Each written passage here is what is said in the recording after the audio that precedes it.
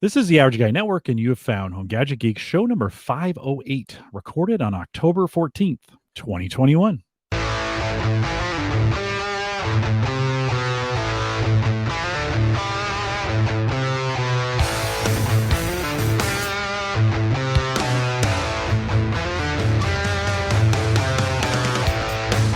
Here on Home Gadget Geeks, we cover all the favorite tech gadgets that find their way into your home. News, reviews, product updates, and conversation. A lot of conversation tonight, all for the average tech guy. I'm your host, Jim Collison, broadcasting live from the AverageGuy.tv studios here in a beautiful Bellevue, Nebraska. Dan Lebvre is with us tonight. Dan, how's the weather? We always kick off the show with weather. You're a little south of me. How's the weather down there? Is it all right? It's fall's on its way? Yep. Yeah, I'm in Oklahoma City, and fall is definitely on the way. Just a couple days ago, we had tornado roll through and hail, and so tornado alley. It's got it kind of how it's not over yet. A lot of listeners down in that area through this heartland corridor, as we think of Dallas and Oklahoma City through Topeka up in here to Omaha, Kansas City would fall into that as well. Are you a warm weather guy? Are you a cold weather guy? Where do you land in the spectrum? Honestly, I spend most of my time inside anyway. We'll talk about that here. So climate control. You don't care. You don't.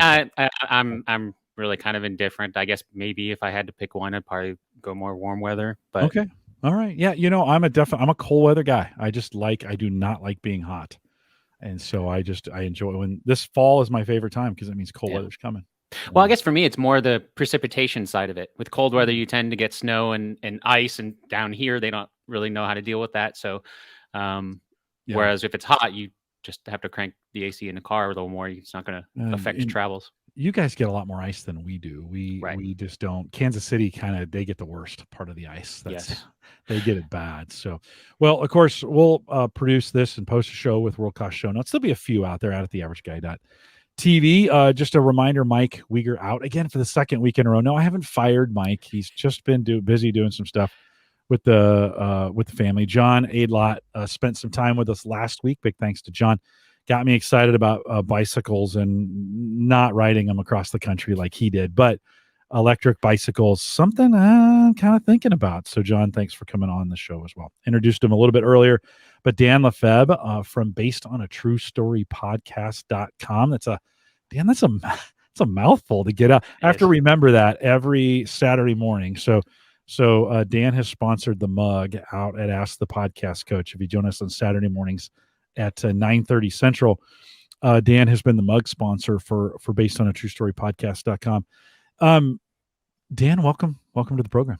Yeah, thanks for having me on. Yeah, I've been a big fan for a while. Well, I appreciate that. Let's get to know you a little bit. Listen, first of all, if you're watching the video, you've got the biggest nerd setup behind you, geekery going on.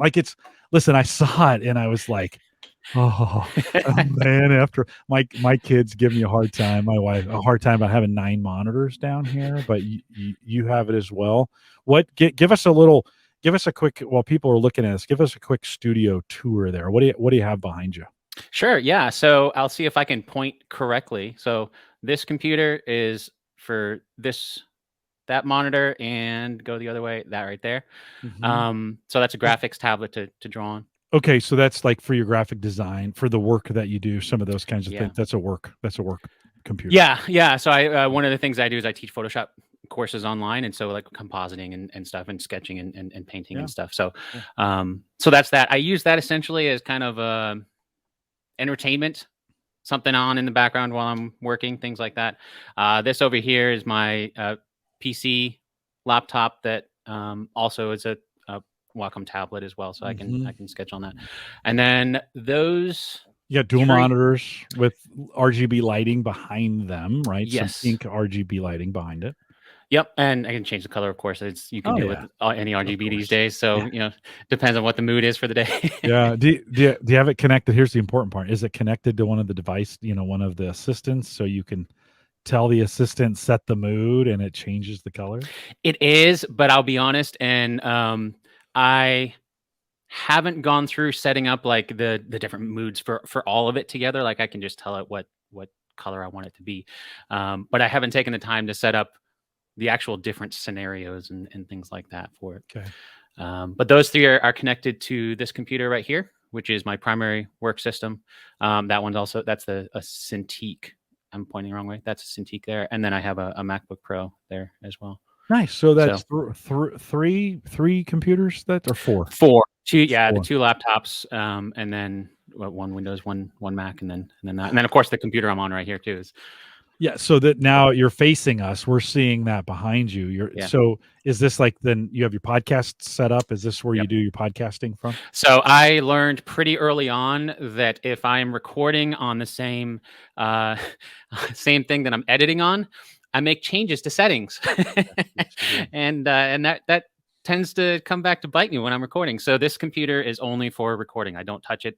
In between, I record and then dump things off to my primary computer. Mac or PC on that one, on the record? This is it's a PC. It's an all-in-one. I went to Best Buy and got a refurbished open box, cheap. Don't need much to record audio. So no. Now video's different story, but your video looks great. So we're getting good.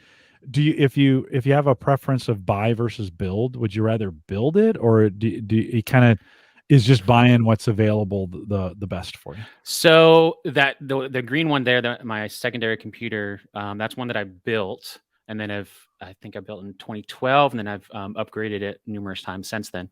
The other one is a custom build from CyberPower. I built a computer for a family member, and went to turn it on, and nothing. Yeah. And it was like, I don't have extra motherboards or power supplies or any of this stuff around to find out what the issue is. So I sent it all back and was like, it's not worth the time to figure that out. Yeah. Some of us really like the challenge, right? And of like figuring it out and getting it pulled together. I also, I kind of have a hybrid. I've got some built. I've bought some from work. One thing that's great about Gallup is the older equipment, they kind of let it go for, $20, whatever. Right. And so you can get some, I picked up a fairly old Core i7, maybe it was probably 8 years old when I got it for $25. But with today's computer equipment, like, it lasts a lot longer than it used to. So you can throw it in the corner, do some things with it. Audio and video work just fine if you're going to do it that way. What kind of microphone are you using there then for? This is the SE Electronics V7. Okay. So it's essentially SE Electronics, their version of the SM58. Yeah, it sounds good. It's in the, so price range wise, is that like in the $199 to? I think it was like $100. Oh, okay. So the $99 range. Yeah, so super cheap. Okay. I used to have when I first started the show, I used a Rode. Can't remember if it was the NT1 or the NT1A, but that was the condenser mic that was like $400, and I got it for like half price. So I used that. It was great. Loved it for a while, but then a storm knocked out my DBX 286S, and it was because I had to use that for the noise gate since it was a condenser. So it was a matter of I decided to switch to a dynamic. Yeah. No, these are easier. Just to be honest, they're easier mics to, I think, to wield and to use. They don't pick up as much background noise and I think they're most impressive on Zoom calls. So you join a company Zoom call and they're like, what are you doing? Yep. So it's oftentimes I'm like, do I want it? Because I too, I have my podcasting and kind of home rig here, and then if you pivot this way, all my work stuff is here. So 6 monitors this way, 4 monitors this way, right? That sounds like I have a few more to get to catch up. Well, I have an obsession, Dan. No, don't try to keep up. It's not healthy. It's not healthy. But both, they all have their, and I'm sure this is true for you too, they all have their purpose. And I don't know about you, and I bet you feel this way too. I need to see, like, I want to have Slack up, and I want to have Twitter up, and I want to have things I'm monitoring. I got the cameras up, the Ring cameras are up. For me, I want to see everything. It's not enough. If it's hidden, it's gone. Yep. I kind of, are you the same way? Do you like things kind of where you can see them? Yep. Each monitor has a purpose. Yeah.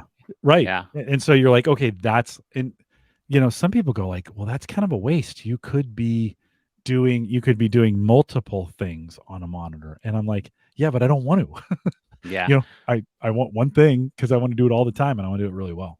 I will say my biggest exception to that is when I'm writing for the podcast. I do find it's easier than just because of Word's UI to split the screen. So I'll have 2 Word documents on the same screen, and then on the other screen I can have research materials or whatever it is, on the web browser, that kind of thing that I'm doing. But that's kind of probably my biggest exception to that. Yeah. In other words, yeah. And I do a lot of customer support stuff. So I'll have the portal up.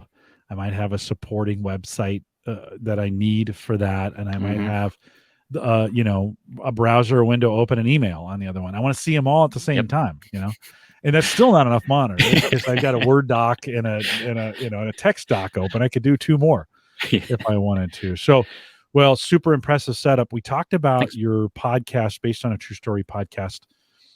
You can find it. I put it in the chat room, but based on a true story podcast.com, if you want to check it out. What got you in the podcast is kind of what it sounds like. It is really, you talk to the experts. So there's and I want to say movie, but you've done some TV shows, you've done some media things, right? So we'll call them movies for now, because that's the easiest thing to remember. Like Band of Brothers. That wasn't really a movie, but right. Okay. So we'll call them movies for now. But what got you thinking? You're 180 some episodes in at this point, I think. What got you into this interest of like, okay, how do we flesh out? Because, we all know movies have a variety of truth in them, sometimes very close, sometimes not close at all. What got you into doing a podcast like this? So I used to work for a company that taught the software for movies and games for feature films. So like, Maya and 3ds Max and, the software that's used by like Pixar and stuff. And so I ran the content marketing team there. And as a lot of tech companies do, you have like a hack day and try to figure out new ideas, ways we can grow. One of the guys on my team was like, well, why don't we start a podcast? We were running a blog and that's super popular. And we have access to talking to some of these people that work on movies and games. So we started a branded podcast, and I ran that for about a year until that office was completely shut down. And so obviously the podcast didn't exist anymore. But at that point I decided, I love this podcasting thing. I want to do something. And just kind of, I've always been a fan of history and kind of my background with knowledge of movie production and stuff. It kind of seemed like a natural fit. I can tell you the story of when I actually came up with the idea was because of Les Mis, which I mentioned on that episode. Went to go see the musical with my wife at the time. And on the way back, it was just how much of what I just watched actually happened. And so when I was thinking about podcast ideas, when I knew I wanted to do a podcast, think about podcast ideas, that conversation popped in my head. And I was like, if I'm doing that on the way back, I bet there's other people that are doing that too. Maybe this could be a viable idea for a show. And then I just started doing some research to see if it actually would be, if there would be enough movies to cover. Turns out there's a lot of them. So yeah. So and there'll continue to be more, right? Continue to be more. Yeah. Jim Shoemaker in our chat room. I didn't realize this. He says I listen to every Based on a True Story. Oh, awesome! I'm a Patreon supporter. Love it. And so Jim, thanks for saying that. Okay. So part of it though is what's the truth and what's a lie, right? And you do this little segment on there called Two Truths and a Lie. Mm-hmm. So we've come up. Hopefully, are you okay? Did you find 3? Okay. Yeah. So we have 3. We have 3 things about Dan. He's going to say those here in a second. Let's do it like you're on your podcast. And at the end of the show, we'll get the chat room to see if they can figure out what was the truth, what was the truth, and what was the lie. So, Dan, what do you got for us? Okay. I will say, I'll list them off as 1, 2, and 3. So number 1, my podcast is always streamed live. Okay. Number 2, I used to teach the artists that make movies and games. Okay. Number 3, I'm a full-time podcaster and I also teach online courses. Okay, let's go over those one more time. So number 1, my podcast is always streamed live. Always streaming live. Okay. Number 2. 2, I used to teach the artists that make movies and games. Okay. And number 3, I'm a full-time podcaster, and I also teach online classes. All right, we gave some of that away in the intro Yeah. already, so that's okay. Usually I do the two truths and a lie first. That's right. No, you're good. Right. No worries. We'll so listen to those. We'll kind of come back here at the end and talk about it. What as you think about the whole body of work that you've done, and if you were to give a percentage of like, are movies more lies or more it's theater? Let's not call it lies. Right. Let's call it theater, right? Right. Because that's really what it is. Are they more in most cases, are they more theater than they are fact, or do you get a feel for that, or does it just kind of depend?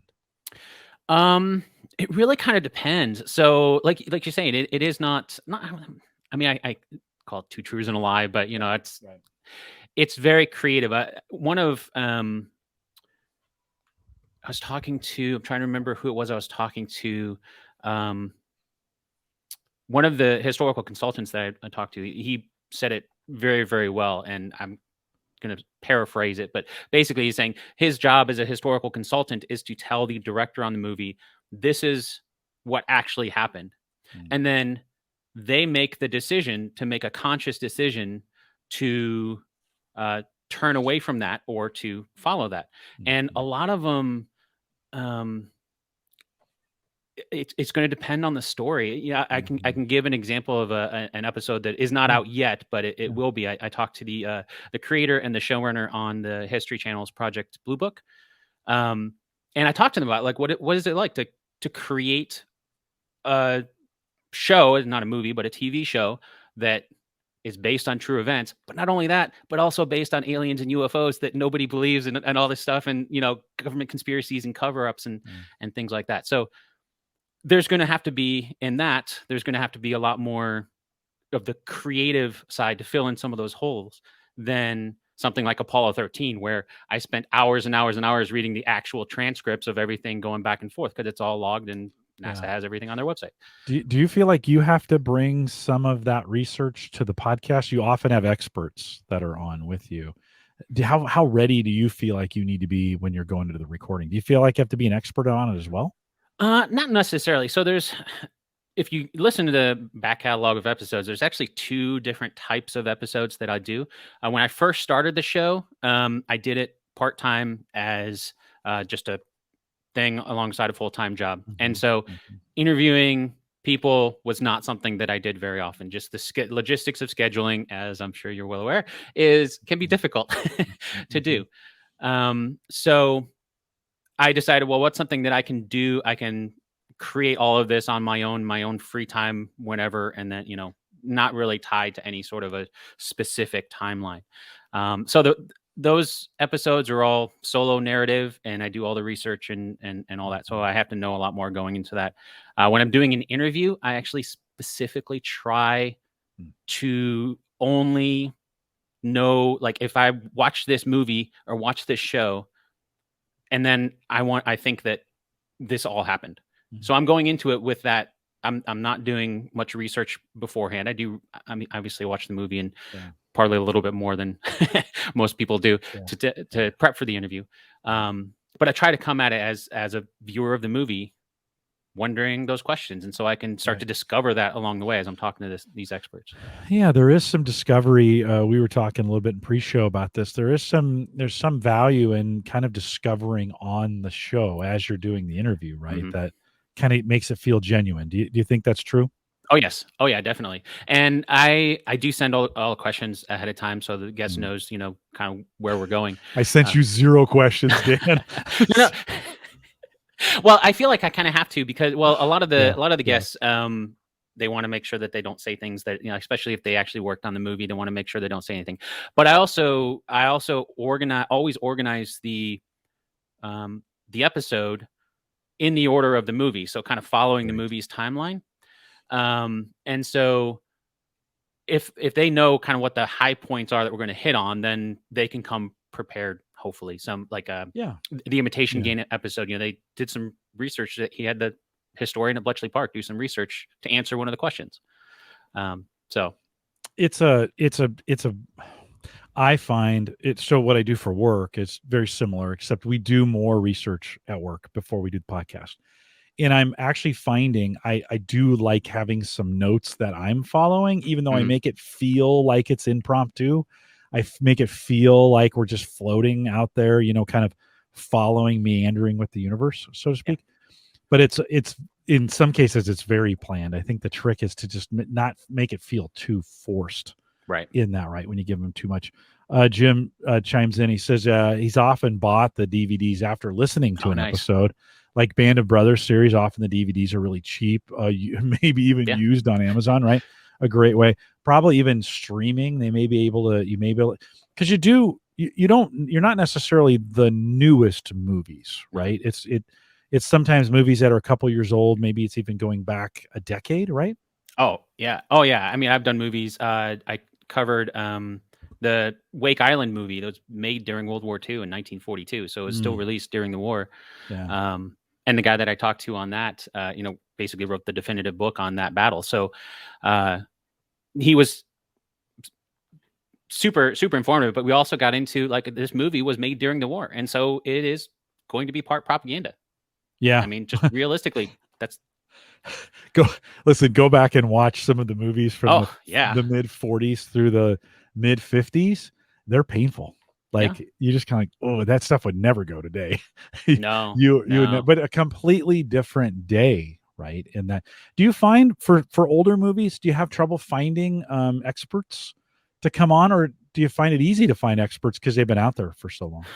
It really kind of varies. So my process is usually if, I know that this is a movie I want to cover, I try to find who I think would be the best person to talk about that. And if I can't get them on, or if they don't agree to come on to the show, I'm not going to do all the interview prep and all that kind of stuff beforehand. So at any given time, I've got dozens of movies that are kind of, when I hear back from this person and able to get it scheduled, then that's when I'll do the research and actually turn it into an episode. So it's not quite as scheduled that way. I guess it's a lot of it is based on when I can get to talk to somebody. So you got kind of an idea of some things you want to cover, and then you probably put some feelers out for maybe some guests or whatever. And when, like Hollywood, sometimes when those guests become available is when you can actually, have you ever had any trouble getting, sometimes guests can be a little demanding. It's like, especially if they're kind of famous. Have you had any brush with fame, or had any trouble getting guests? Because sometimes they say yes and then they reschedule, right? That kind of stuff. Has that been a problem at all? No names. You don't have to mention any names. No, I mean, usually, when they're up there, usually I'm actually working with like their PR person or something. Okay. So a great example, again, this episode is not out yet, but it will be in a few weeks. I talked to Stephen Nafee, who wrote the Pulitzer Prize winning biography on Vincent van Gogh, and emailed him directly to see if he wanted to come on the show. He has a brand new book coming out in the beginning of November. So he's like, yeah, this will be a great opportunity. Let me hand you off to my PR person. So we actually scheduled all that stuff. And so a lot of times it's kind of that and knowing that maybe you can't get in touch with the person directly, but usually they're going to have an agent or somebody that's going to handle all that for them and working with that. So do you ever get surprised? And this happens to me sometimes. Do you ever get surprised? Like you think a guest is going to be tough, and you get talking to them and they're just easy. This is going to be great. Or maybe the reverse. Yeah. And a lot of that's, again, no names. Well, I can say one of the names that has nothing to do with the guest is 100% my research beforehand. And it was Dr. Zahi Hawass, the renowned Egyptologist. I had him on to talk about the old classic Cleopatra movie. And I went through my normal process, did all the research, basing it on the movie and all this kind of stuff. And pretty early on in the interview, he's like, well, we don't really know much about Cleopatra. Most of this is based on Shakespeare. So I'm like, so that answers all the rest of my questions. You're like, oh no, yeah. What do I do? What'd you do? How'd you handle the rest of the interview? Well, I mean, I always come with some extra questions as kind of backups and things like that, just in case. I don't always get to them, but in that case, I certainly did. And kind of fortunately, he was a super busy guy. If you've ever seen a documentary on ancient Egypt, he's the one that's in it. So super busy guy. So he only could give me half an hour of his time anyway. So it was pretty got quick. Got it done. I've kind of avoided, I'll be honest with you, I avoid kind of the famous tech folks just because I don't want to deal with that. One, we record Thursday nights, so it's impossible to get them in a lot of cases. Early on, I would do some interviews where I'd pre-record them and then bring them on. And at the end of the day, I was just like, you know what? This is the Average Guy Network. Mm-hmm. I'm going to kind of focus on the rest of us, right? Yeah. Just and have them focus on. So listeners and folks in the tech space that are trying to, have a new product they're trying to get out there, some of those kinds of things. And we've made some really good friends that way. Do you have any, speaking of that, do you have any folks like you've used a couple times because they've been such a great guest? Oh yeah. You're talking about the Band of Brothers episode. So that's Marty Morgan. He came on to talk about The Longest Day first, and then he came on to talk about Saving Private Ryan. And then we did 3 interviews for Band of Brothers, and the current series that's going on right now is also The Pacific, which is kind of HBO's follow-up to Band of Brothers. Are you mostly a World War II guy, or do you get all over? I specifically try to not only be World War II, because the entire podcast could just be World War II. Yeah. But like it was Stephen Nafy, I was talking about Vincent Van Gogh and in our history and stuff. So, and like with the Project Blue Book, like I mentioned that, so try to balance around a lot. You did Bohemian Rhapsody, which is right. So, I mean, that would kind of be modern. That would be modern day.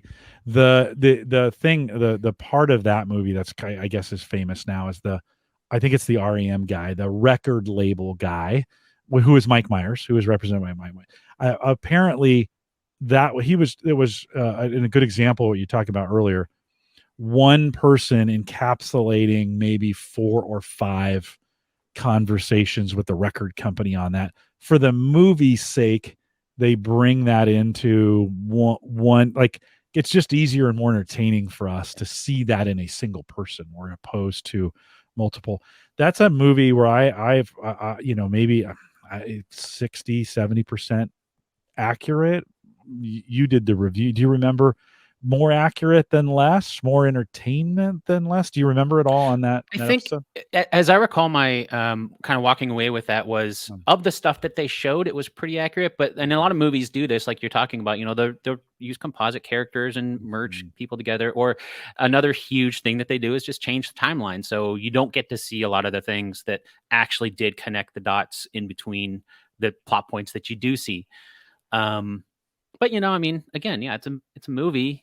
It's got to be entertaining, and that was the end of the day. I've a lot of the historical consultants that I've talked to, they're like, it's a movie, and if nobody's going to watch this, what's the point? Like, it's end of the day, it has to put people in the seats, so has to follow some of those common storylines. Well, they made huge strides to make think about the ending where, and no spoilers here, I won't give any spoilers. But if I do, you should have watched it by now. That's kind of my thought process. In most of the movies, if you haven't seen it by now, you should have. Whether at Live Aid, they took meticulous, attention to detail, to match those up. And you can watch these on YouTube where they show the movie versus the real, and it is super, super close. And even some of the actors are very, very, very close to looking like them, right? And yet some of the details, we consolidated this in a little bit. We Freddie Mercury was maybe not as in bad of shape as the movie made it look. They needed to create a little drama at the end there, right? Type deal. So I mean, you gotta have that drama in there again, otherwise nobody's gonna watch it. It's still a very entertaining movie, I think, in that same genre. And I don't think you've done this one, but the Elton John is it Rocket Man? Yeah, it's the same kind of genre, much more. I mean, it's more of a musical than it is a movie. but definitely autobiographical in that sense.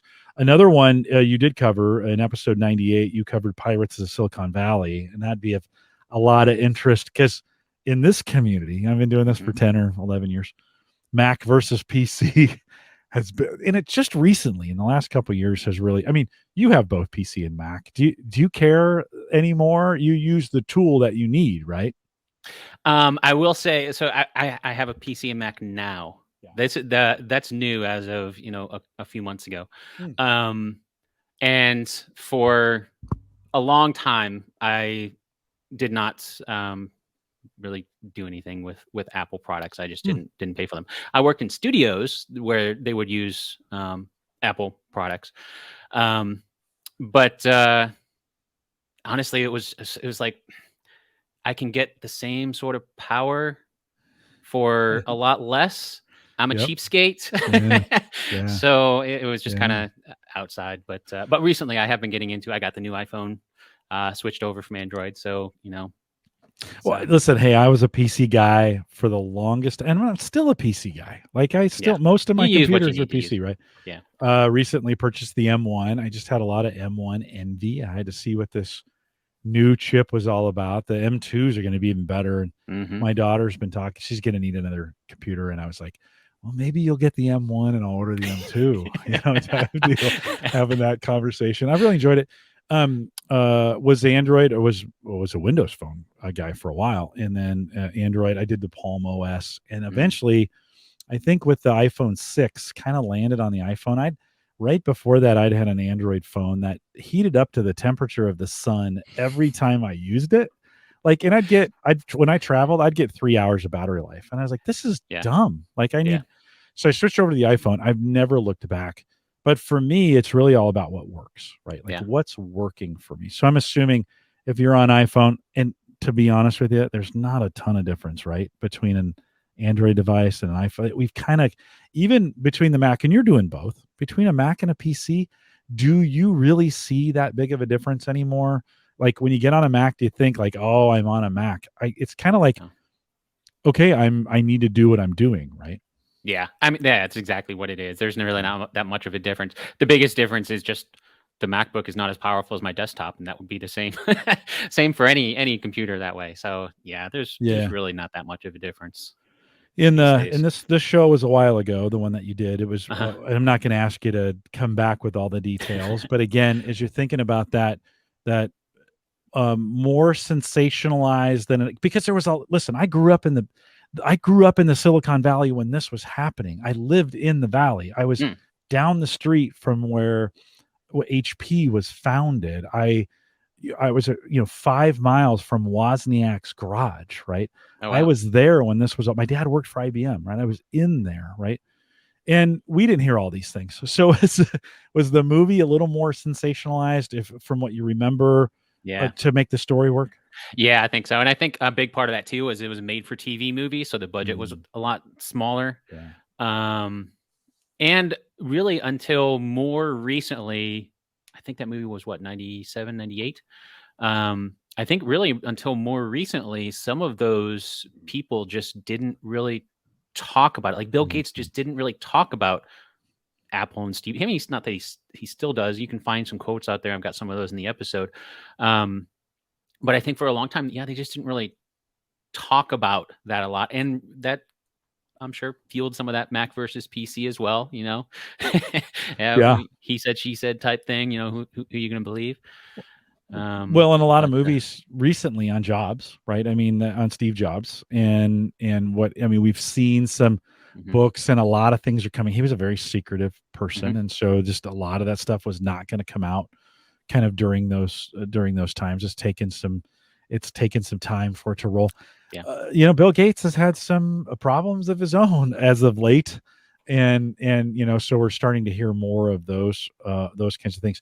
I think there was also, if I think about the time, you haven't done this one, but there was that movie The Net, Sandra Bullock, which was like, speaking of movies that don't age well with tech. You look back and you're like, oh my God, that is awful. Like that doesn't work that way at all. Yeah.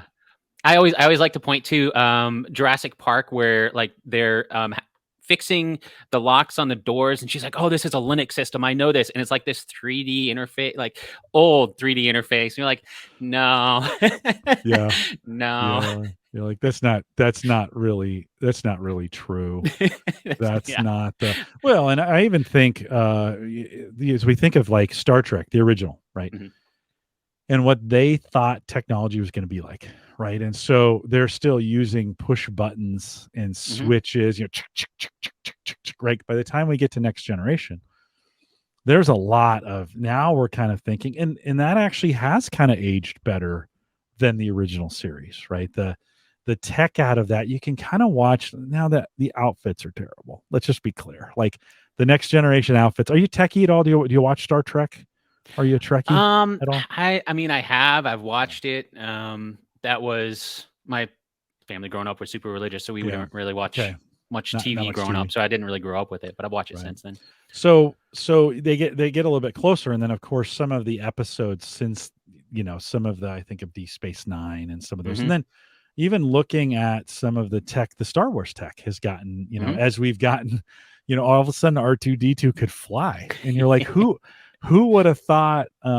You've done the Lord of the Rings though, right? On your podcast, you've gone back and looked at those. Have you gone back and looked at the Star Wars? Well, that won't be historical, and neither would Lord of the Rings. So how did you do those? those were April Fool's episodes. So on April 1st, that was just honestly, I just love Lord of the Rings. So that's a great. I was like, wait a minute.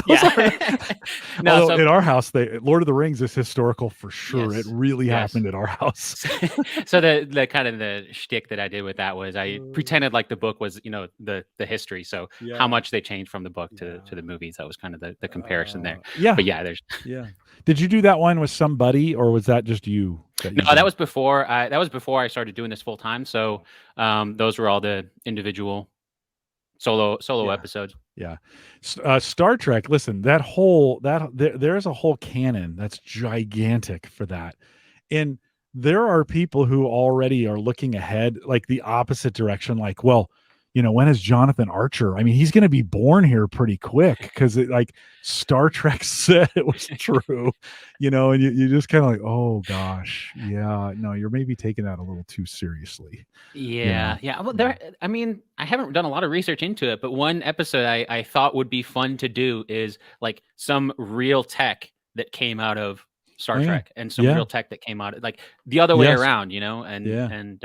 I obviously haven't done that yet, but that's you would get. I mean, I'm a Trek fan, so I've seen them all, studied them on that, and certainly I remember in Next Generation them having handheld, on my phone. I guess my phone's in my pocket.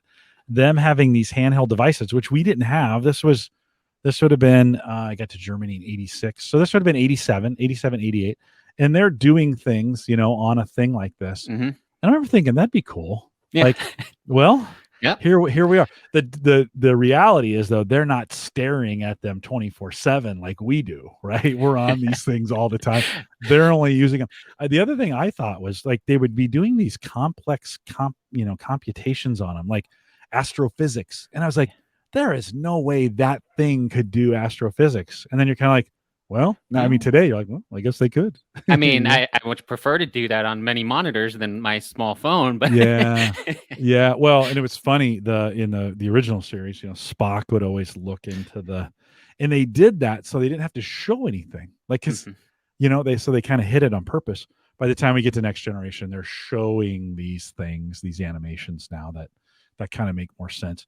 Was trying to think, but there are those things we think about, like Back to the Future. They had those shoes, and there were that would self lace, and somebody and like last year, I think they were due by last year because that's when they showed up on the movie. Somebody made them, so it's always interesting when in all the Terminator movies that some of them are set in, I think one of them is set in 2018. Right. I mean, so they made it at some point and then they're thinking, well, it always seems closer than it actually is. You get there, 2063. And like all of a sudden we're there and you're like, wait a minute, this isn't the same. So you're not, you don't do a lot of those forward facing movies at all, or the movies that are going back in time for stuff. more historical stuff, right? Yeah, I mean, based on a true story. So it's, I mean, with the Right. exception of Lord of the Rings, but yeah. Yeah. But yeah. Any other thoughts on when you've done like, okay, you did The Right Stuff, Mhm. right? And that there's a big in this community, there's a big lot of fans of NASA and some of those. How did that fare? That's again, that was all that stuff was fairly secretive in its day, right? I mean, we weren't public. How did that fare once they started putting? That was a TV series, right? That they put together, right? Wasn't that, or was that a movie? I thought it Remember? was a movie straight on. Okay, it Yeah. could be. It could be. Um, as I recall on that one, I mean, again, like most of the main points, because I mean, it was secretive then, but documented since then. Um, as I recall, it did a pretty decent job as far as movies do. I Okay. mean, but Yeah. I will say that episode is the first time I got turned down for an interview. Oh, Like they really? actually replied and said no. Yep. Bummer. How'd that Yep. make you feel? I mean, it was Chuck Yeager, so I was like, okay, I get it. Like he didn't want to do the interview, but he Yeah. replied. He was super nice. Would you think it was him or PR that reply? That's a good question. I don't Yeah. know. I mean, can't really. I mean, it was a short enough email that it didn't really feel markety or PR type, but yeah, you never know. Do you find there are more like there are areas or sectors that are more friendly than others? Like are book authors a little more friendly than movie stars or directors? Does that matter? I mean, I don't think. I mean, everybody I've talked to has been really, really nice. I will say, like, book authors, if they have a book coming out, then they tend to be more time based. Like, it matters more when it is released. Others, like with the Pacific, Marty Morgan, he actually worked on that series. Um, but as he revealed in one of the episodes, I can't remember if it's one that's already out yet or not, but he was like, he didn't have a good relationship when that ended, and so he hadn't gone back to watch the series that he worked on Mm. until interviewing for the show. So it's kind of interesting in that way, but yeah, I can't. I mean, everybody's just been really, really nice. Oh, that's good. I mean, That's everybody I've talked to, they're all great. Yeah, they're and willing to come on. It's a podcast. Has it Yeah. gotten any as podcasting has gotten more popular, so to speak? Has it gotten any easier, or is it harder to get guests to come on? I think honestly, 2020 made it easier Okay. because a lot of people had things postponed or whatever, and they were sitting around at home. It also made it easier for the tech side. A lot more people understand. I use Squadcast to record, but I basically tell them it's Zoom, but it has better quality audio. Oh, okay, I get that. And you click on the link and it takes you there, and it's pretty well set up. More people are familiar with using mics and Yeah. and webcams and things. I mean, Yeah. I don't do the video side. I Right. record it all and then edit afterwards. But Right. yeah, More made it people are easier. just using them. It used to take me, when I was doing interviews for work, I would schedule 30 minutes ahead of the live time Oh yeah. just to make sure.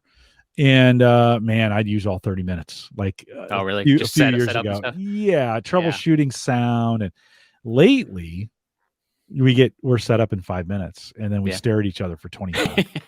And I was for the other day I was thinking I should change that to 15. That I had that thought that morning. I did a podcast and took us 35 minutes to get. We were 5 minutes late because of one sound issue, and I was like, nope, gonna leave at 30. That's the smart way to go, especially live, because we're gonna get we recruit an audience to come out and join us, and Yeah. I don't want to disappoint them and such. Dan, when you think about a World War II, since I know you don't do everything World War II, but you've done a lot of World War II, what if you think about what you reviewed that may be the most accurate or the truest to that genre, like, or the closest? That's probably the best. I hate that word true in this sense, but the closest, most accurate, whatever. Is there, or do you have a favorite in that area that you kind of lean towards? You go, yeah, I really like this movie or this work for World War II. That's a really good question, because with something like that, they World War II movies, their biggest, I don't want to say the word failure because it is creative decisions, but they usually it's going to be all timeline based. Yeah. Like, oh, that didn't actually happen here, or that battle that they show taking place for like 5 minutes, that was actually 60 days. Or like the landing scene, the beaches of D-Day and Saving Private Ryan. Everyone's like, oh, that's what it was like. I talked to Marty about that. He's like, yeah, that's what it was like in the bloodiest part of that. But like 150 yards over here, there's practically no resistance. Mm-hmm. Or this beach over here, like the guns weren't facing that way, so there wasn't as much resistance. Or so. Yeah, that's another aspect of it, that especially when it comes to war movies, not only do they, tell a story, but you got to have some violence in there. And so they're going to pick the most violent parts of it. And well, I mean, it's at the end of the day, they got to sell tickets, right? I think of the old Tora versus the new Midway. Yes, covering that one. You did you cover Midway? I did cover Midway, with the guy that wrote the book on it. Yeah. Really? Yeah. Mm-hmm. Craig Simons. Not well, okay, and then we compare it to what was the one with Ben Affleck? Pearl Harbor. Pearl Harbor, right? Not necessarily critically acclaimed, right? And I actually liked Midway better. Now I don't know how accurate it was. He actually when I talked to Craig, he said that was pretty accurate. Yeah. I mean, there were times, even to times of some of the things that seemed like, oh, this must be a Hollywood moment, that this plane happened to, I think it was a dive bomb or something like that, just happened to hit the right. It's like, no, that happened.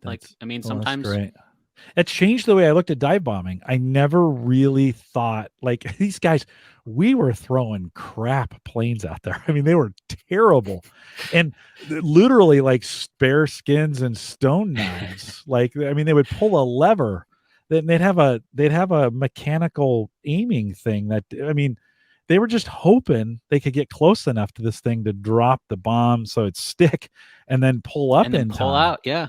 And the flaps would come out. And what I appreciated about Midway was just the cinematography of it, to really show. First of all, I'm super afraid of heights, so that made me queasy the whole time I was watching it. Right.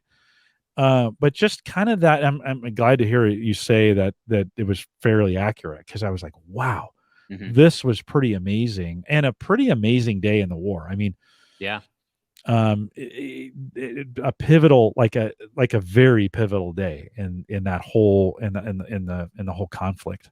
And so I appreciated that, where Pearl Harbor was accurate or not, and it wasn't at all. Like, I don't think at all. There was, I mean, it happened. Pearl Harbor is December 7th. There was an attack. Yeah. Did you do Pearl Harbor as well? Did you cover that one? I kind of I did one with a fellow podcaster, kind of as a Pearl Harbor day, like, which one would you rather see, Tora, Pearl Harbor? We went kind of back and forth on some of that, but I haven't really covered it in depth. There are some of the historians that I have talked to that have just flat out and said that's the one movie I'm not going to talk about. So. But, I really appreciated, as a kid, Tora was the one I would look towards as kind of the, as close as, we didn't know, but it was one I respected, I guess, from that standpoint. So when I got a chance to see Midway, I was like, oh, okay. Yeah, I thought Midway was well done. I think it's one of those, as an example of them kind of picking some of the more, what's the right word? The bigger parts of that conflict. I mean, Midway obviously was huge. I can't remember the exact phrase that Craig said, but something like, there are 10 minutes in there that the course of the war changed, like from we're losing to now we're kind of winning, and as far as that goes. And it was this was a multi-day. Oh yeah. I mean, it's a multi-day campaign. You can't, they show that in the course of 2 hours, but it kind of went, I mean, the drama in that, you don't need to make it up. Yeah. The just the drama of in the morning, it didn't for the United States. the morning didn't look good. We were down 38 to nothing. Right. Yeah. Right. And then the afternoon and evening are a completely different story. And so it's just a different, it was just for me, like I really appreciate appreciated cinematography in that. Yeah. And just how, like, I learned, like, oh my God, there is no way I could have done, I mean, flying and like, yikes. Yeah. They did a really good job with the CG to put you in the pilot seat in a lot of points. You're like, no, maybe not for me. Do you ever use YouTube to like go back and see what other people are saying about this from a reference standpoint or from a research standpoint? Is YouTube favorable for you at all in that, or is pretty much it just useless for you? I don't watch movie reviews or anything like that. If I'm doing an interview, kind of as I alluded to earlier, I specifically try to avoid looking up things about the real history if I have an expert that I can rely on, so I can ask them that question while we're recording. If it's something I'm doing individually, then yeah, there may be some things. I try to stick to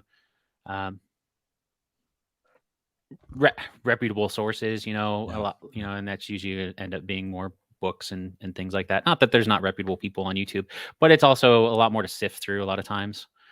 So I do enjoy the history podcast or the history episode on YouTube. If I can find some good ones, there's some really well done. There are some that are out. I was just watching, this afternoon, an account of the Statue of Liberty. Oh, and I was like, oh, and I knew some, I'm from France, but I had forgotten about all the, like, it took them forever to get the funding. This just didn't happen. Today we just pay for it. But then, like, the US government was like, yeah, there's no money for that. Like, we're going to have to, they had boxing matches in the United States. They would host boxing matches to help pay, because the US agreed to pay for the foundation. Like, we'll put the pedestal up. Okay. France, you pay for the actual statue type thing. Well, there wasn't money for that. It had to be raised. And so they did concerts and band things and parades, and they even toured the Statue of Liberty around, and you were, before it was erected, for people to see it, parts of it, not the whole thing. But it was just a different, I was like, oh yeah, that's right, it was a completely different day. We just somebody would have paid for that thing now, but the American people paid for that, out of entertainment dollars type thing. So out of all your episodes, any favorites stand out to you as you think about, like, man, I really like this one? Is it cheap to say the one I'm currently working on? It's always the one I'm currently working on. What's coming up? Tell folks, if folks haven't listened to you before, what kind of stuff do you have coming up? Yeah, well, I've got the 3-part Pacific series. Episode 2 actually released as of recording this. It released today. Episode 3 will be out in a couple weeks. And then I've got the interview about At Eternity's Gate, which is the Vincent van Gogh biopic with Stephen Nafee. And then after that, I've got the Project Blue Book interview, and I've got a couple others that I'm close to, but until it's actually scheduled, then sometimes timing changes. Do you think, for people listening to your podcast, better to come to the podcast having watched the movie or the series first and then listen, or the other way around? I've heard some of both, where some people are like, well, I don't know if I want to watch the movie, and so I want to kind of get an idea of it beforehand. I will say I spoil every single movie. You're going to know how it ends. So there's spoilers, because we walk through the movie's timeline. Spoilers for sure. Yeah. So if you're okay with that, then cool. I try to set up in my questions, and one of the reasons why I do so much research watching the movie itself is I try to set up what's going on in the movie, because we know people usually aren't watching a movie while they're listening to a podcast. Usually are out and about, and you maybe haven't seen the movie in a while, or if at all. So I try to set up that around the question itself to give an idea of, here's what happened in the movie. Okay, how much of that actually happened? Yeah, Jim Shoemaker, who had chimed in before. Jim, let us know in chat, what do you do Do you watch the movie first and then listen to the podcast? I think I would watch it, then come to the podcast, then watch it again, like come back to it. And now hearing kind of, oh yeah, okay, that makes sense. I had the advantage, we joked about Lord of the Rings a little bit earlier, but when I watched Lord of the Rings, my wife had read the book twice. And so I had her whispering in my ear the whole time, like, okay, this is why this is happening, and at first it was kind of annoying, but after a while I'm like, oh, actually this is kind of helpful to get to kind of fill in some context. And I would think watching it a second time after listening to the podcast, you might get that historical fill in where you're like, oh yeah, oh, now that makes sense why that happened in the movie that way, because of these events that were behind the scenes where they combined them together. Don't you think? Yeah, I mean, there's not that much history in Lord of the Rings, but I will say, no. I'm meaning maybe like the Imitation Game, right? Oh, yeah. Where you get there's a way more Imitation Game in particular, way more to it than you can possibly show. Oh yeah, in a 2 hour I learned so movie, much right? in that, just in recording. That was so much fun to do that episode. I will say, before we go into Imitation Game, if you haven't yet, either watch the movie first or listen to the episode. I did an episode on the Tolkien biopic with John Garth, he wrote the definitive book on Tolkien and the Great Wars, his book that all about Tolkien during World War I. And so doing that episode, I learned a lot about him as an author and how a lot of this stuff kind of influenced what you see in Lord of the Rings and The Hobbit and all of his writing. So if you want to get some of the history side of it, that's not talking about Lord of the Rings movie, but it's talking about the biopic. So I think it's important. I mean, he was an interesting guy. Yeah. I mean, he had a whole world. Yeah. And another language or two locked up inside his head. And you think many languages. Yeah. Yeah. Well, and we think of, Imitation Game and we think of what was locked up there and all the, of solving that mystery and those puzzles and getting those kinds of things done. I really enjoyed that movie. I didn't listen to the review, or I didn't listen to your podcast on it. Close? Is it worth, like, historically, is it close at all? Do you remember? Yeah. So it's focused more on Alan Turing than Bletchley Park as a whole. So, I mean, obviously Alan Turing was a very important part of that, but so in the episode, because I talked to the Mark Cotton, he's the producer for the official Bletchley Park podcast. So, went into a lot of detail around a lot of the stuff that they were doing there. Tolkien actually was invited to work at Bletchley, so he's on the list and one of the people that went to one of their code breaking classes. Wow. He ultimately decided not to, and wrote Lord of the Rings and stuff. So the world would be different if he had. But but yeah, I mean, they did a good job on some parts. Things like they're code breaking there. Some of the things they played up for drama. Things like how every day at midnight the code books would change, and so everything they did was thrown out. Mark made a really good point that just because something is a few days old by the time they break it, that doesn't mean it's not helpful. Yeah. Especially when you're talking about troop movements, and especially the way, I didn't realize this until I interviewed him, the way that they broke a lot of that was through some of the most mundane messages. Like the Germans wouldn't send a message and saying, hey, we're going to be attacking this town on Friday at 8 a.m. But no, if you know that the captain of this unit needs, he even mentioned new underwear, right? Yeah. And he's requesting that something is sent here. Well, that probably means if he's the captain, that probably means that they're going to be there. Right. Or that, broke a lot of things because of the Luftwaffe, because they can't have hardwire connections. Right. Right. So being able to break it over the airwaves. So things like that, it's just a lot of stuff that doesn't really get talked about in the movie because it focuses more on Turing. But it's all relevant historical context, I think. I think one of the things I read, earlier today, I was actually reading your transcripts, which I almost never do, but I was in a spot where I couldn't listen to it and I wanted to kind of read. And I think one of the other things too was the movie makes a big deal about the moment when they figure out the Heil Hitler at the end, like, Oh oh, yeah, these, yeah, the Crips, yeah, and there were other crypts is a yeah, part of like the weather, like the yeah, weather became a crypt, right? And yeah, that from that standpoint, there were others. So, but it again, that's one of those areas where it plays better in the movie. It's right. simpler, It right? is, More, and more it's a lot simpler. So that brings up a great point of, one of the differences that they did. It wasn't like there was just one code. Like, right. the Army had multiple codes. Like the Navy had multiple codes. The Luftwaffe had multiple codes, and even within them, they units that are stationed in one area might use a code that's completely different than units stationed in another area. And so one of the biggest challenges that they had to do was to figure out which codes they're going to break, Mm, because you can't break every single code every single day. And so we have to decide, are we going to focus more on the Navy codes?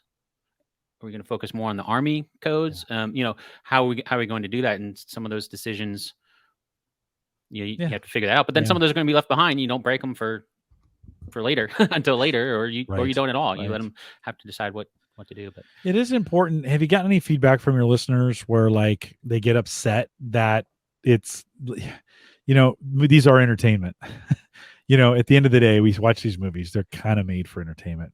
Mhm. But some people may take them either a little too serious, or they take exception to the guest or what you guys are saying Yeah. about. Did you get any of that kind of feedback? Oh yeah. Oh yeah. I mean, you can't please everybody. Yeah, That's for sure. In yeah. fact, the Imitation I mean, I Game do. episode. Let's be clear. I please everybody, but Okay, I understand. there's always an exception to the rule, though, right? True story. True story. Keep The going. Imitation Game episode. One of the reasons that one came about with Mark was because I actually covered the Imitation Game as a solo narrative episode, as episode number 3. And when I got in touch with Mark, we kind of started chatting back and forth. I was like, hey, would you be willing to come on and fact check that episode and make sure that I got things right? If not, we can correct it. And then we actually went through and covered a bunch of other stuff as well. And he's great. I mean, hey, he did. And there were some things even that, he'd point out and be like, yeah, that wasn't quite right. But when the movie came out in 2014, 2015, he's like, we didn't know that yet. We just uncovered that. So, Yeah. there's still stuff Yeah. being learned. Yeah. It's a good, I think for some folks, maybe too much to go to a movie, then have it broken down. You're like, oh, you're Sure. ruining the fun. Sure. I kind of like both. I mean, I kind of like watching it for pure entertainment, then hearing like, oh, when I heard some of these things like with Bohemian Rhapsody, you're like, oh, okay, that kind of makes sense. And then I went and watched all the YouTube videos where they compared the actual live to the, to the movie, and I found it fascinating. One, it was a work of art. Like I was just like, oh my gosh, the talent involved in getting these exactly right. Well, not exactly, but pretty close to the same is pretty amazing. I don't know if that's for everybody. No, it's not. And Yeah. I mean, that's perfectly fine. Yeah. I mean, not every podcast is for everybody. And right. Well, I mean, this one is. This one is. Let's be clear again, about exceptions to every rule. Dan, I told you. I told you in advance. All right, let's get back to Two Truths and a Lie. Dan, let's review let's review those 3 items, and let's see. Chat room, we'll give you a second here to pick it. Okay. Let's roll through those again. Okay. So number 1, my podcast is always streamed live. Number 2, I used to teach the artists who make movies and games. And number 3, I'm a full-time podcaster, and I also teach online courses. It should be easy for the live audience at this point. I think you. I tried to work some of those in specifically. Yeah. I mean, it's more scripted on the show, but you did nice. So, chat room, we're looking for the lie. Which one of those was a lie? 1, 2, or 3? We'll give you kind of a second. As we're waiting for the chat room to chime in, Dan, if you were going to do any other kind of podcast, what do you think you'd do if you got a chance to do another one that's different? Would you do anything different? On top of this or instead of? Well, that's a good either way. I'll just say you had some extra time, so you got some extra time. I guess what I'm getting at, do you have a passion project of something you've always been thinking about that you'd like to do, and maybe you don't have the time, or if the time was made, you do it? Honestly, the podcast was my passion project. Yeah. And so, I mean, I try to put as much time as I can into, building that up bigger. Each episode, it's been a while since I've actually done the math on it to do an average, but it's probably 35 to 40 hours on average for an episode. And it's full time for you, right? This is what you do now. Besides, you got some training. Well, we have the 2 truths and a lie. That's right. Do we want? That's right. Hold on. We'll figure. Hold that question. You're right. That was in there. That was in there. So you're okay. Like right now, no, you're good doing. You're kind of good doing what you're doing, and there's nothing necessarily calling your name out there. Like not as far as podcast is concerned. I mean, I certainly do other things, and have hobbies on the side for sure that kind of get me out of this room. But it is weird though. You're probably working a lot from home. You probably don't, based on the way you answered the weather question, maybe you should get outside a little bit more. I try to go outside every day and go for a walk. And it's actually something that I do. So I listen to every episode as kind of a QA thing. It's a perfect time. Go for a walk, listen to the episode, find the errors that I made in editing or something. And I used to do more of that when I had the time. I'd listen to my own stuff, ask the podcast coach, and this one and others. The stuff I was doing for Gallup, but I'm just not in my car ever anymore for the most part. And I'm listening to other people's podcasts because I don't want to just listen to me. Yeah, like I hear enough of me. Like, okay, enough. Stop it, Jim. You've got enough. Okay. So we Brian checked in with number 2. He's saying the lie. I saw that a little bit earlier too. Number 2, Dan, which one was the lie? The lie is number 1. I actually did used to teach the artists who make movies and games. Worked at a company where I taught 3D software and VFX, and fluid dynamics was kind of my specialty. But also, as I kind of mentioned, I do teach Photoshop courses as well as project management courses on top of doing the podcast. So I am a full-time podcaster. I also teach courses, and my podcast is all pre-recorded. No live. That was the one you told me that before we hit recording, but we didn't really say it. Right. The other 2 you talked about, we kind of inferred, you kind of inferred to it, but I didn't come out and say that, but I mentioned it's recorded, and I mentioned, editing, and then the QA thing there too. I mean, I know. Well, I may add that may become a regular segment here on Home Gadget Geeks. That's kind of a fun. I heard you do that. I didn't come up with it. I mean, I know. Do a search for 2 truths and a lie. It's a thing. It's a regular thing, but I thought that was kind of cool. It's like, oh, yeah, that's interesting. We Cigar Authority, which I listen to on Saturday mornings, they do a versus segment, and they have to guess trivia about, hey, Marlon Brando, who did this, was born on this day in what year? And it's the day, it's that day. And so then they all go around. Well, my wife, who doesn't care about cigars for the most part, I mean, she'd rather not smoke them, but I do. She said she loves, that's her favorite part of the show. She'll hear me, playing the show. So maybe I need to add some, trivia in to Home Gadget Geeks to get some a little excitement. It's a fun way to kind of get people to pay attention and to refer back to it later on. So hopefully people listen to the entire episode. They have a reason to stick around to the end. Yeah. It's actually probably for interviews, it's probably the most time consuming part that for me writing that, because it requires that I have to go through as I'm editing, I'll find what the 2 truths and a lie are. And then I also have to, because you record those after the fact, right? Oh yes. The introduction. And when I talk to the guests, I don't take up any other extra time. Not like I did. Well, no.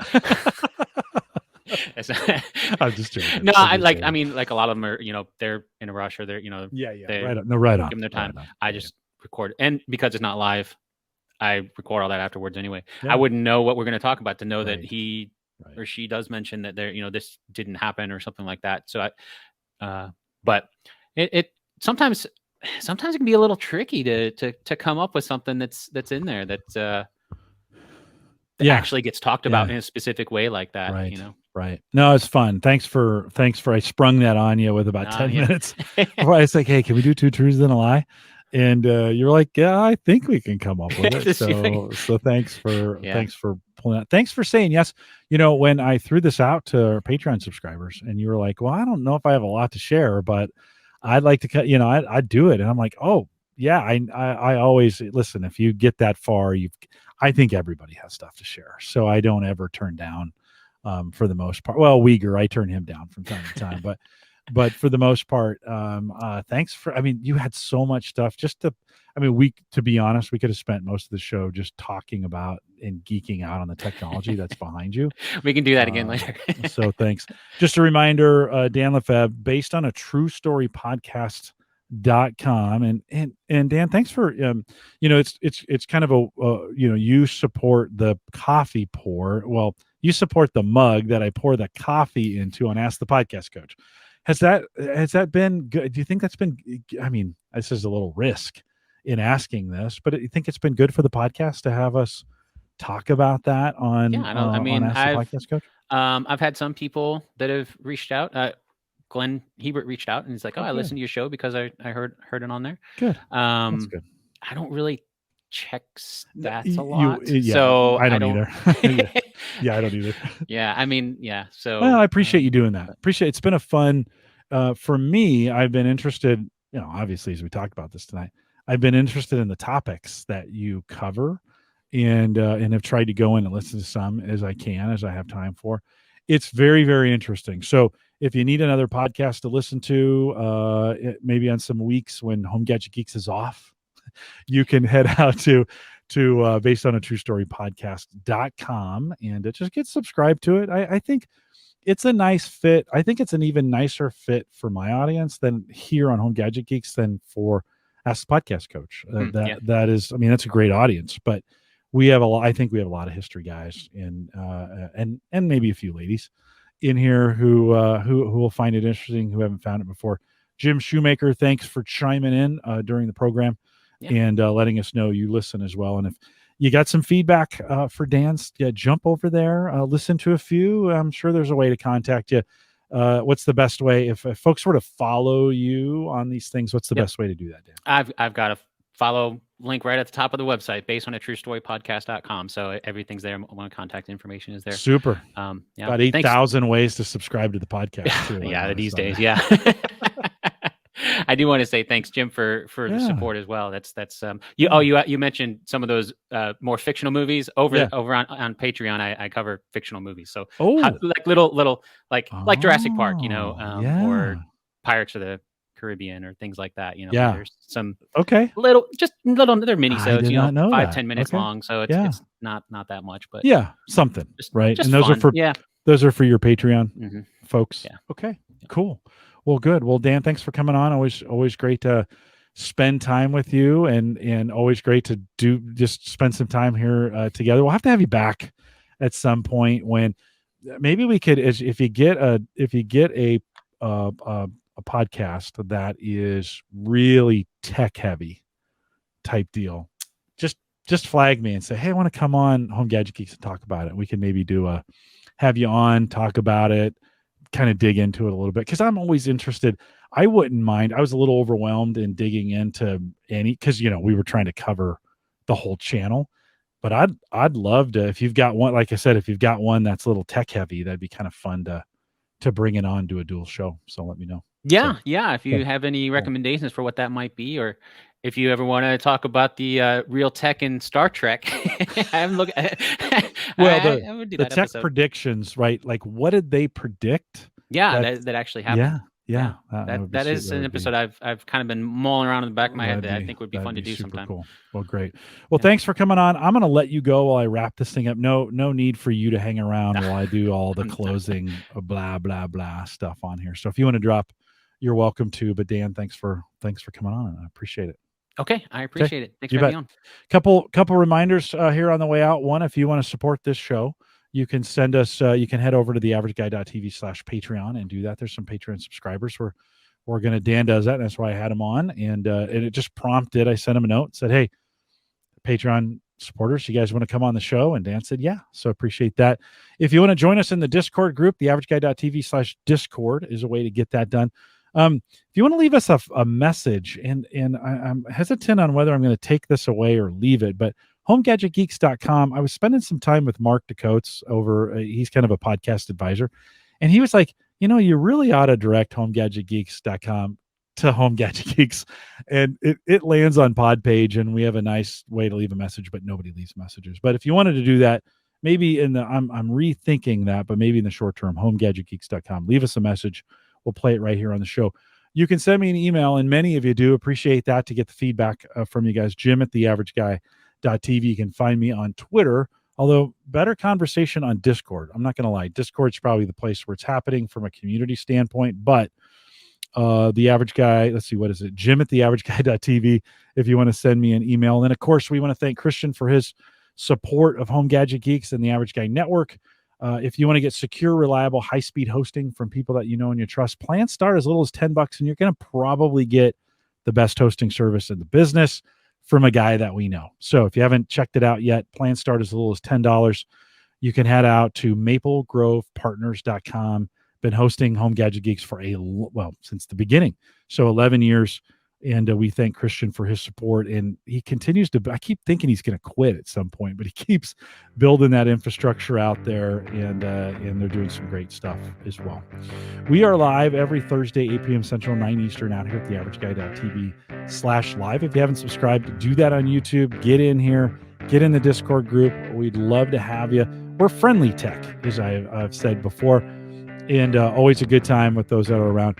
We'll be back next week. I have no idea who's coming, but it will be somebody who's interesting. With that, we'll say goodbye, everybody.